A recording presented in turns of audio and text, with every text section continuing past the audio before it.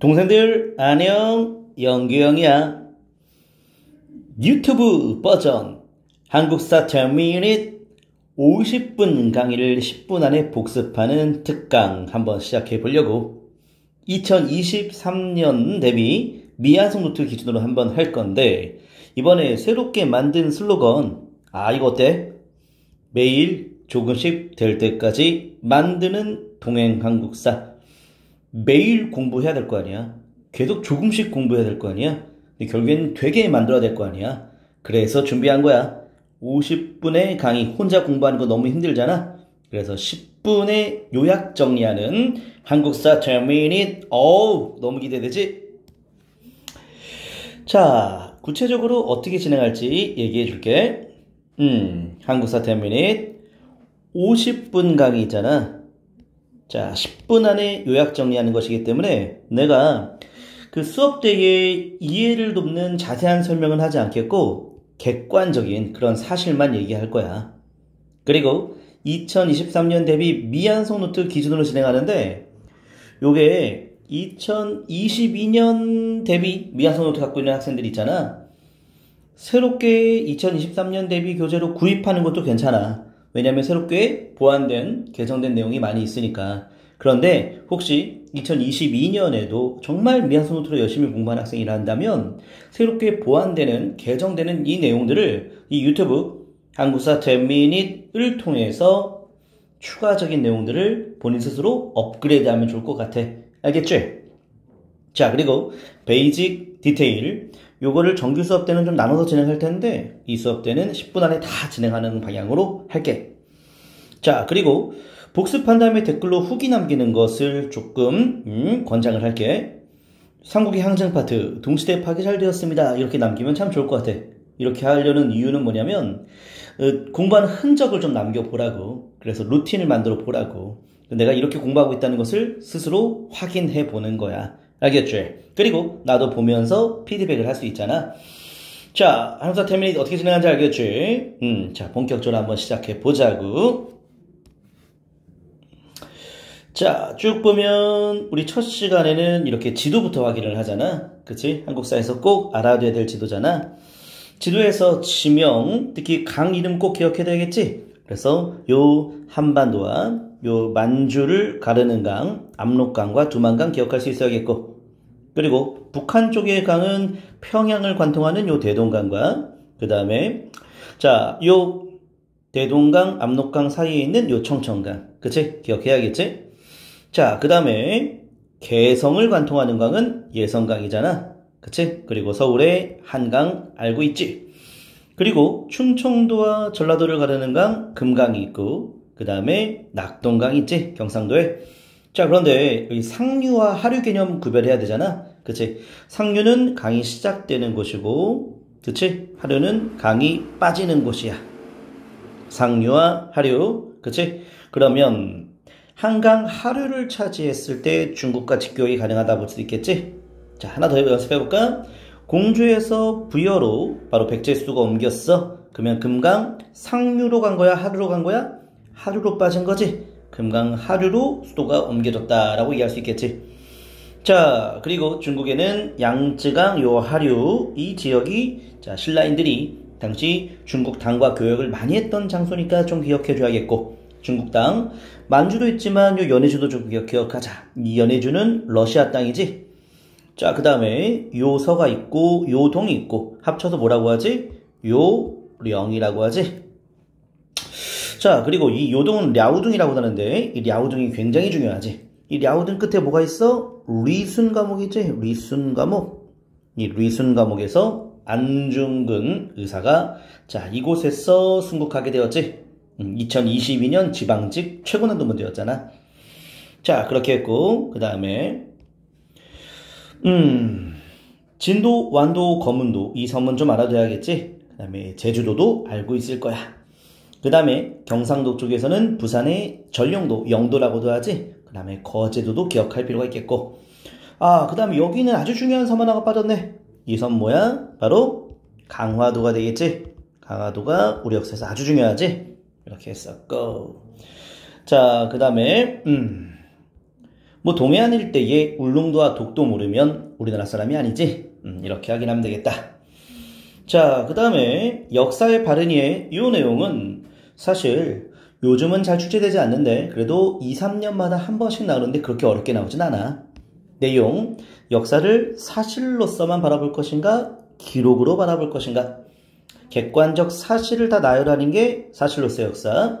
그래서 사전적 정의, 사전에 정의 내린 그런 내용들과 비슷하지. 자, 반면 기록으로 역사는 기록한다는 건 누군가가 기록했다는 것. 바로 선별했다는 거지. 선택했다는 거잖아. 선택했다는 것은 주관이 반영된 거잖아. 그래서 새롭게 재구성한 거고 재해석한 거잖아. 그래서 판단한 것, 해석한 것, 비판한 것 이런 것들이 기록으로 역사라 볼 수 있겠어. 그렇기 때문에 사람마다 다르지. 시대마다도 다르고, 그치? 그래서 상대주의라는 표현을 쓰고 있고, 사료 또한 누군가에 의해서 선택돼서 기록된 거잖아. 그래서 이 사료를 이해하는 데 있어서는 이 사료 누가 썼는지에 대한 역사가 이해가 매우 중요하다라고 이해할 수 있겠어. 삼국사기라고 한다면 김부식이 있었잖아. 김부식은 유학자였지. 유학자로서 바로 삼국사기를 이해한다는 거지.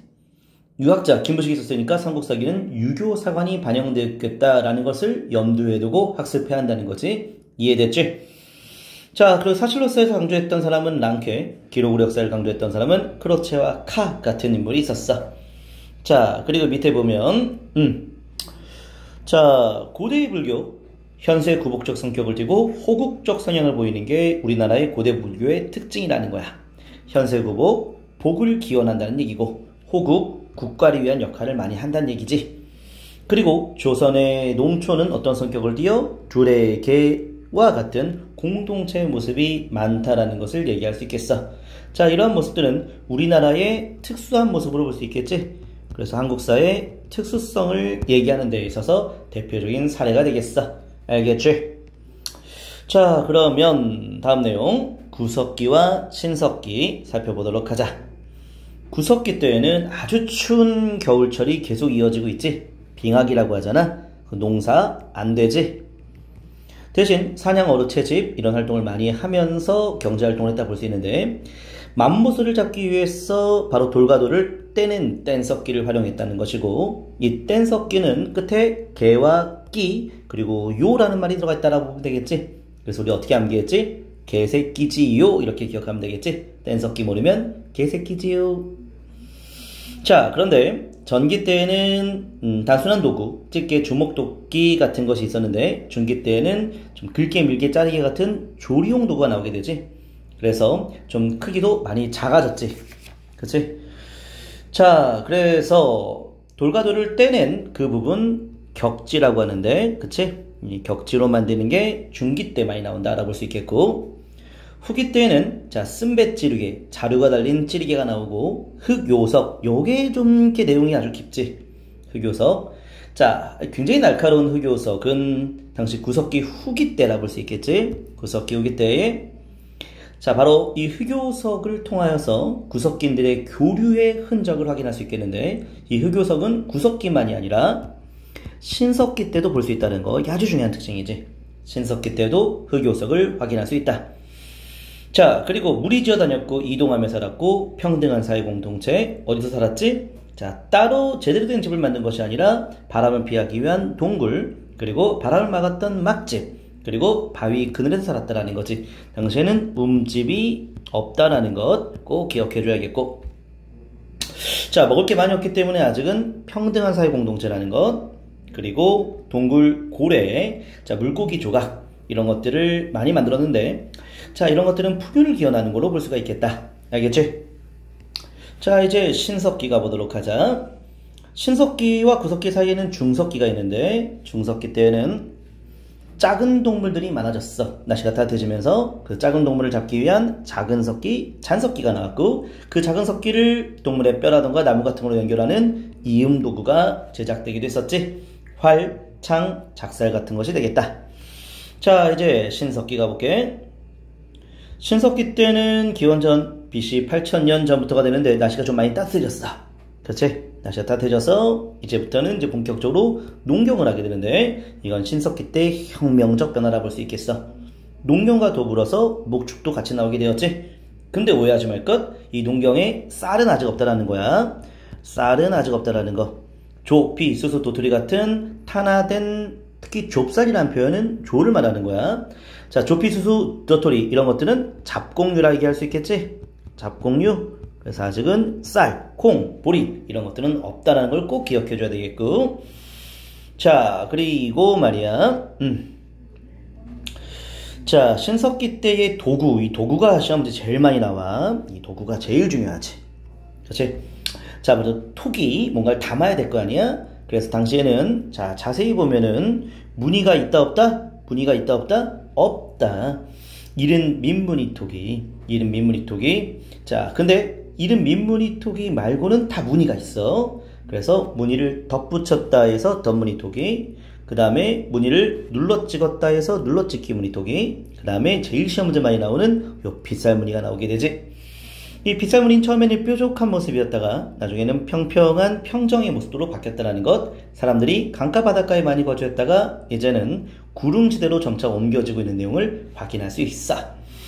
자, 그리고 말이야, 신석기 때는 말이야, 번개, 탈의 무늬 이런 것들 외울 건 아닌데 신석기 때는 무늬를 당시 톡에다가 새겨놨다는 것, 이름 민무늬만 제외하고. 알겠지? 그리고 시험 문제 정말 많이 나오는 건 바로 이 덧무늬 톡이 다음에 빗살무늬 톡이 제작됐다는 것. 이걸 꼭 기억해둘 필요가 있겠다. 알겠지? 자, 그 다음에 간석기들 나왔는데 농사 지을 때에 바로 돌을 이용했다라는 거야. 간석기. 자, 돌낫으로 수확을 했고 삽, 보습, 괭이 앞에다 돌자 들어가면 다 간석기 일종으로 볼 수 있겠지? 삽으로 그리고 괭이로 땅 파는 거잖아. 갈이용 되겠지? 농경용 굴지구까지. 갈돌과 갈파는 이건 조리용 도구. 이게 발전하는 게 바로 맷돌이 되겠지? 돌 화살촉, 돌창, 돌 그물추 이런 건 사냥 어로용으로 볼 수 있고 돌칼, 돌도끼, 돌끌 이건 공구용으로 볼 수 있다. 간석기는 앞에는 돌이고 뒤에는 다 농기구 이런 것들이 신석기 때 간석기라 볼 수 있겠지. 뼈바늘과 가락바퀴 생김새 이거 자 다 알지? 요걸로 실을 뽑아냈고 실과 바늘이 있으니까 그물과 옷을 만들 수 있었고. 자, 사람들이 많이 정착했었지. 왜냐하면 농사를 지었으니까. 그리고 가족 공동체로 살았지만 다른 가족과 혼인함에 따라서 점차 부족으로 발전했지만 아직까지는 먹거리가 많지 않았기 때문에 평등한 사회 공동체라는 것도 꼭 기억해줘야 돼. 알겠지? 자, 그 다음에 어디서 살았는지 한번 확인해보자. 바로 움집에 살았지. 움집은 땅을 웅덩이를 판 거라 볼 수 있어. 강가 바닷가에. 자, 아직은 기둥을 세울 수 없었기 때문에 지하 가옥이라 볼 수 있겠고 동그란 원형이고 화덕의 위치는 가운데 있다는 것도 꼭 기억해 두자. 자, 농경 때문에 원시 신앙 나오지? 애니미즘, 샤머니즘, 토테미즘, 조상숭배 이런 원시 신앙 신석기 때의 등장 꼭 기억하고 강가 바닷가에 많이 거주했으니까 조개 껍데기 가면 조가비 칠해거리 등등등 이렇게 강가 바닷가에서 많이 볼 수 있는 것들을 예술 활동에 활용했다는 것이고 특히 여인상. 자, 아직은 남성 중심의 가부장적 사회 구조가 아니었기 때문에 여인상이 뭔가 풍요를 기원하는 염원을 반영하는 걸로 보여져. 흙으로 빚은 여인상, 신석기 때 모습이라 기억해야 돼. 자, 아까 전에 강가 바닷가에 많이 거주했으니까 바로 조개, 무덤, 패총, 신석기 때 대표적인 유물이 되겠고 머리를 동쪽으로 뒀다 동침 신정 안화장이라고 하는 무덤, 토묘도 기억할 필요가 있겠다. 자, 강가 바닷가에 많이 거주했으니까 이런 패총이 시험지 제일 많이 나오고 이런 것들도 다 강가 바닷가로 기억해주면 좋겠다. 자, 이렇게 신석기까지 확인했어. 수고했어.